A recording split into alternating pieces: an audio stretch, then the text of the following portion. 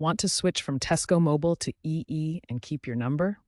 The key is getting a porting authorization code, PAC, from Tesco Mobile. This is a 16-digit code that allows EE to transfer your existing mobile number from Tesco Mobile's network to EE's. To get your PAC, log into the Tesco Mobile app or website, navigate to the Accounts section, then switch network and request your PAC. It usually takes 1 to 2 hours to receive. Remember, the PAC expires after 30 days, so be ready to use it. This process is free, but if you're still in a Tesco Mobile contract, check for early exit fees. EE may offer promotions to waive these fees. Once you have the PAC, provide it to EE.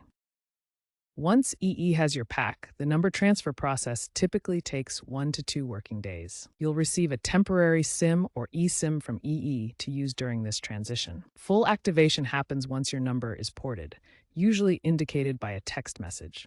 If the switch takes longer than 7 days, contact Ofcom. You'll need an active Tesco Mobile account with no outstanding bills.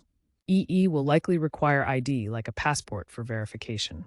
For a faster switch, use an eSIM-compatible device. They allow instant switches without needing a physical SIM. The UK mobile switching market is becoming increasingly digital, so expect most of the process to be online.